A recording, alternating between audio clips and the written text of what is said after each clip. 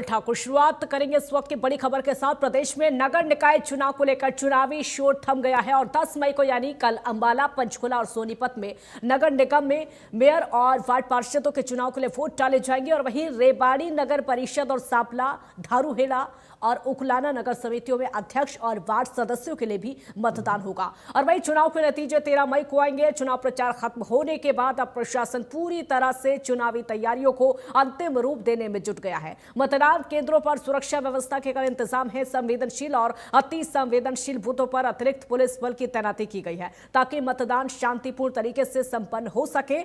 EVM की जांच, मतदान कर्मियों की तैनाती और बूथों पर बिजली, पानी और अन्य जरूरी सुविधाओं की व्यवस्था सुनिश्चित की जा रही है। उधर चुनाव प्रचार के आखिरी दिन प्रत्याशियों ने पूरी ताकत झोंक दी है।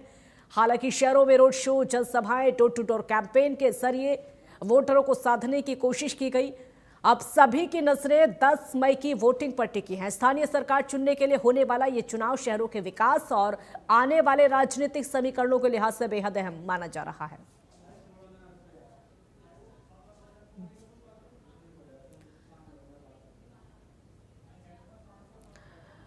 चलिए निकाय चुनाव का शेड्यूल आपको समझा देते हैं। वोटिंग 10 मई को होनी है, नतीजे 13 मई को आएंगे, ये हम आपको बता रहे हैं। यानी कल वोटिंग हो जाएगी। चुनाव प्रचार थम चुका है, कल मतदान होगा और 13 तारीख तक का इंतजार करना होगा जब इस वोटिंग के नतीजे आएंगे। पूरी ताकत राजनीतिक दलों ने निकाय चुनाव के लिए झोंक दी थी।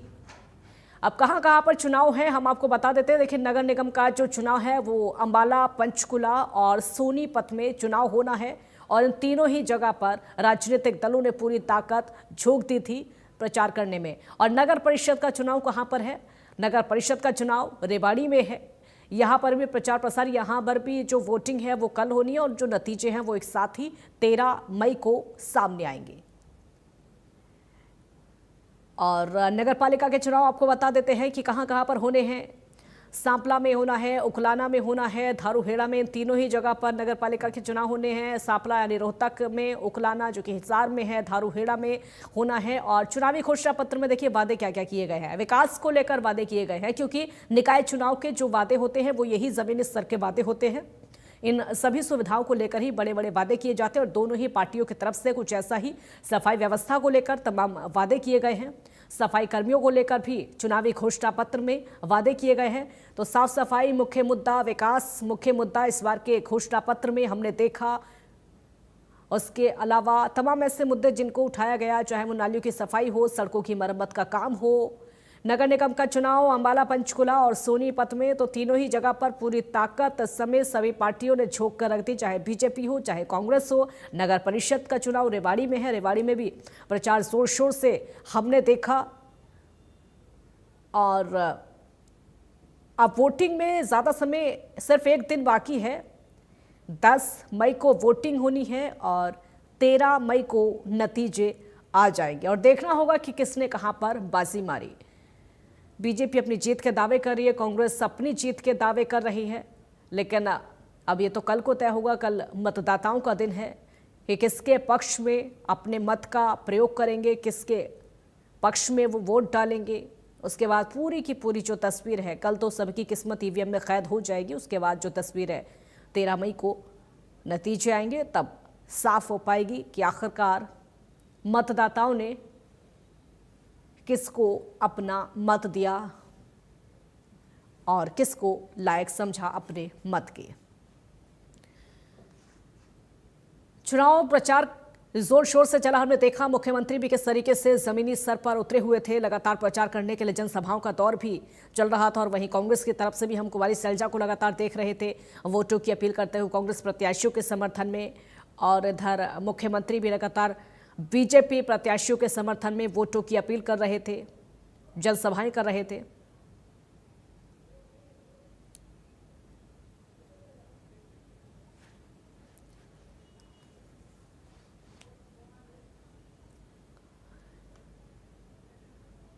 अंबाला से संजीव आनंद हमारे साथ जुड़े हैं और ज्यादा जानकारी के लिए।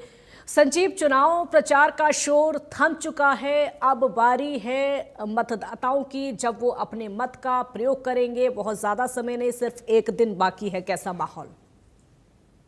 बिल्कुल, चुनावी प्रचार जो है वो कल थम चुका है। अब सिर्फ जो प्रत्याशी हैं वो सिर्फ घर में जैसे जा रहे हैं, 2 या 3 आदमी जाकर चाय वगैरह पर चर्चा हो रही है, बस ये कार्यक्रम जी। चल रहा है। और बात करें मतदाताओं की तो कल जो है आज शाम को ही पोलिंग बूथ जो है बनने शुरू हो जाएंगे और तकरीबन अम्बाला के अंदर 20 वार्ड हैं, 20 वार्डों में 191 191 पोलिंग बूथ जो है वो बनाए गए हैं और इसके लिए जो तैयारी है वो कहीं ना कहीं आज हो जाएगी। जो एडमिनिस्ट्रेशन है उसने पूरी तैयारी कर रखी है और आज जो मशीन्स हैं वो भी अलॉट की जाएंगी और कल सुबह जो चुनाव है वो सुबह 7 बजे शुरू हो जाएगा और वोटिंग जो है 8 बजे शुरू हो जाएगी। 191 जो पोलिंग बूथ है वहां पर वोटिंग होगी। अभी जो है अभी सिर्फ जो प्रत्याशी हैं वो घर घर जा रहे हैं, जिसमें डोर टू डोर भी नहीं कह सकते, सिर्फ चाय पर चर्चा ही कह सकते हैं। तो कहीं ना कहीं जो प्रचार प्रसार था वो कल थम गया है और उसके बाद जो चुनावी माहौल है वो कहीं ना कहीं थोड़ा ठंडा होता दिख रहा है। कल वोटिंग है, वोटिंग के लिए जो तैयारी है वो पूरी तरह से प्रत्याशियों द्वारा की जा रही है। बिल्कुल, रेवाड़ी से अमित विश्वकर्मा भी हमारे साथ जुड़े हैं और ज़्यादा जानकारी के लिए अमित, कैसा माहौल, क्योंकि चुनावी प्रचार का जो शोर था वो थम चुका है। हमने देखा सभी राजनीतिक दलों ने एड़ी चोटी का जोर लगा दिया था प्रचार करने में। जी बिल्कुल, आपने सही कहा कि पहली बार अमूमन देखा जाता है कि बीजेपी चुनाव को बड़ी गंभीरता से लड़ती है। वो निकाय का चुनाव या फिर पंचायत का चुनाव, विधानसभा लोकसभा का तो लड़ती है, पूरी गंभीरता से चुनाव लड़ती है। लेकिन इस बार पहली बार जब से कांग्रेस का संगठन बना है, इस बार कांग्रेस भी पूरी तरह से संजीदा दिखी, एक्टिव दिखाई दी इस निकाय चुनाव में।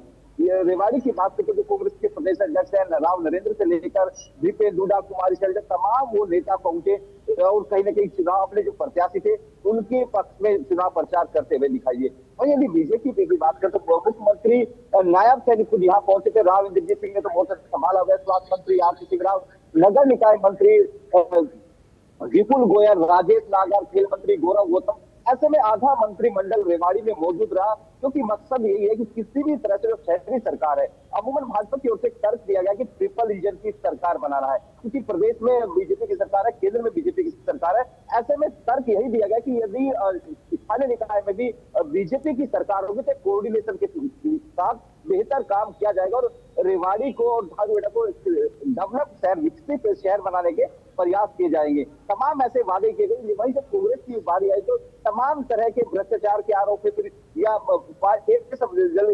सप्लाई की बात हो, तमाम ऐसे मुद्दे थे जो सरकार को घेरने का काम किया। क्योंकि दोनों ही जगह रेवाड़ी और धारूहेड़ा में बीते टर्म में जो भाजपा के ही चेयरमैन रहे हैं, ऐसे में कहीं ना कहीं जहां उन्होंने तमाम मुद्दों को घेरने का काम किया, वहीं भाजपा की ओर से कहा गया कि और बेहतर काम किया जाएगा और जो भी कमी रह गई है इस टर्म में उनको पूरा किया जाएगा। वहीं यदि चुनाव तैयारियों की बात करें, क्योंकि चुनावी जो तौर था प्रचार का वो कल 6 बजे थम ही गया था। 48 घंटे के लिए तमाम जो शराब के ठेके, तमाम तरह की जो इस तरह की लीगल गतिविधि थी, पूरी तरह से पुलिस ने मोर्चा संभाला हुआ है।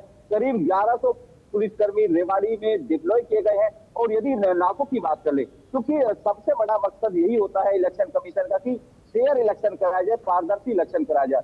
ऐसे में 55 नाके लगाए गए हैं और तमाम वाहनों की जांच की जा रही है। आप रेवाड़ी शहर से निकले या फिर धारूहेड़ा से निकले, आपको दिखाई देगा कि एक सघन जांच अभियान चलता हुआ दिखाई देगा। वहीं रेवाड़ी के सेक्टर 18 में सेंटर बनाया गया है, वहां पर तमाम जो ईवीएम है वहां से पोलिंग पार्टी रवाना की जाएगी दोपहर के बाद। ऐसे वही दूसरी ओर बात करें, जितने भी पोलिंग स्टेशन है, क्योंकि रेवाड़ी में 99 पोलिंग स्टेशन बनाए गए, वहीं धारूहेड़ा में 27 पोलिंग स्टेशन बनाए गए, वहां पर भी जो पोलिंग स्टेशन पे काम शुरू कर दिया गया है ताकि जब लोग मतदाता वोट डालें उनको तमाम वो सुविधा मिल सके। क्योंकि गर्मी का दिन है, भीषण गर्मी पड़ रही है, तापमान अराउंड 40 डिग्री रहता है। ऐसे पेयजल व्यवस्था से लेकर तमाम व्यवस्थाएं की गई है ताकि जो भी मतदाता है वो अधिक से अधिक मतदाता अपने मताधिकार का प्रयोग कर सके, कि लोकतंत्र का उत्सव है। ऐसे में 5 साल कोसने की बजाय जरूरी है घरों से बाहर निकले और मतदान करें।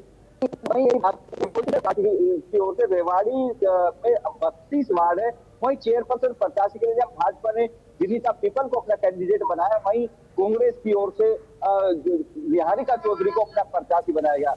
जो विनीता पीपल है केंद्रीय मंत्री राव इंद्रजीत सिंह की समर्थक है, वहीं जो निहारिका चौधरी है कैप्टन अजय सिंह यादव की समर्थक है। ऐसे में शहरी निकाय का चुनाव जरूर है लेकिन प्रतिष्ठा दिग्गजों की है इस चुनाव में। ऐसे ही अमूमन हालात धारूहेड़ा में भी है। धारूहेड़ा में कांग्रेस की ओर से राज यादव जो कि कैप्टन समर्थक है, वही जो अजय जांगड़ा है चेयरमैन प्रत्याशी, वो राव इंद्रजीत सिंह समर्थक है। वही धारवाड़ में सबसे बड़ा जो गड़बड़ ये है कि वहां पर निर्दलीय दोनों ही पार्टियों का खेल बिगाड़ तक है।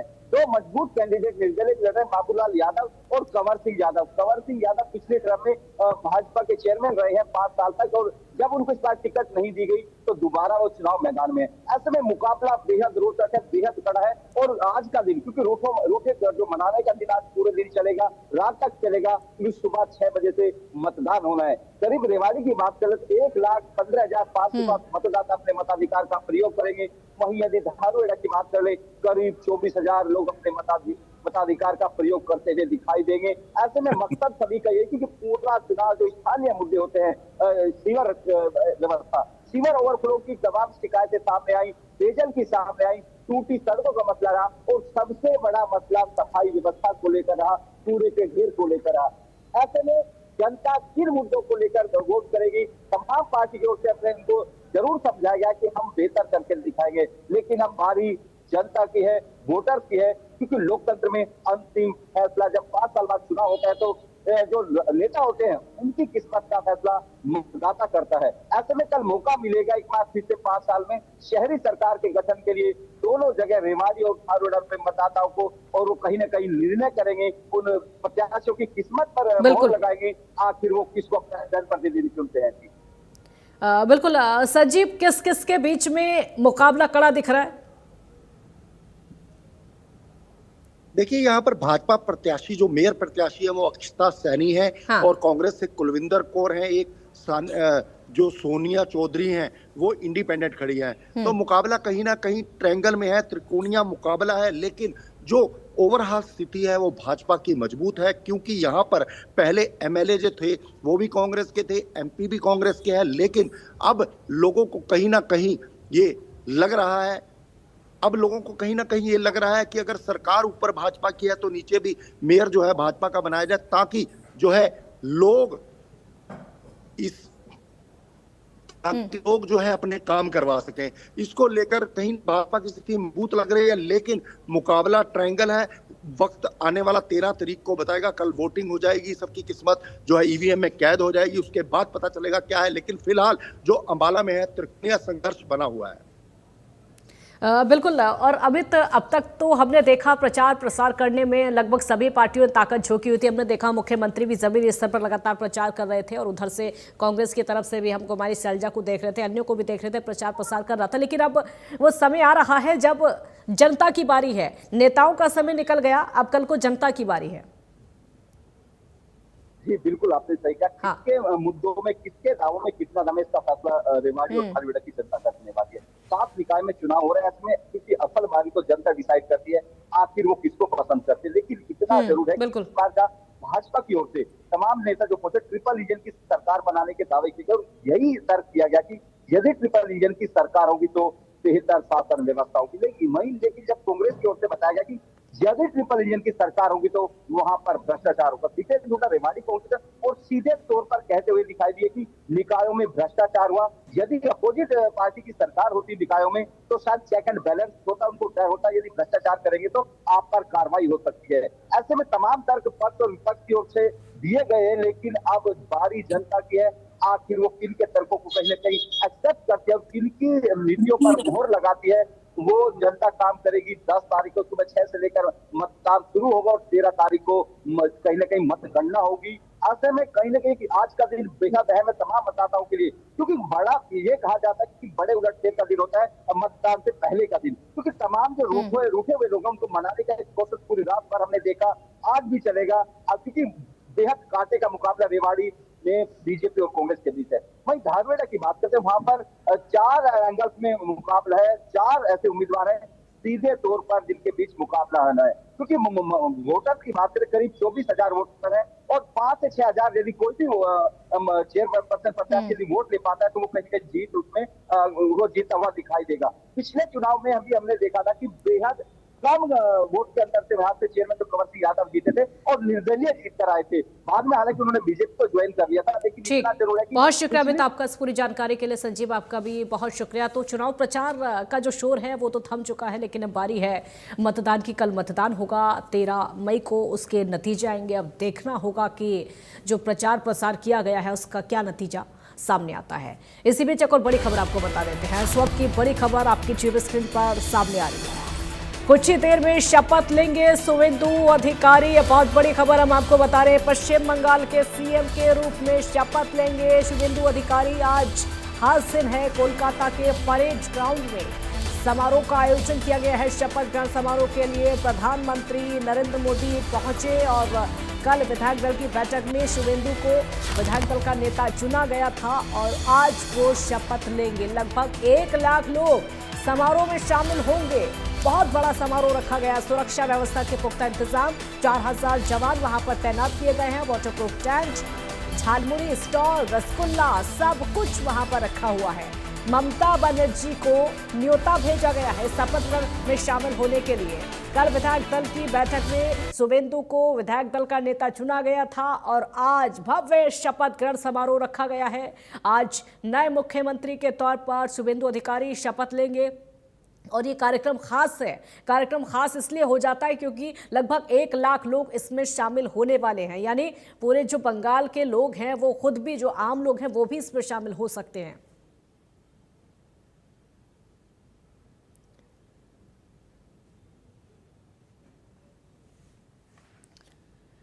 NS राजा सुब्रमण्य होंगे देश के नए CDS।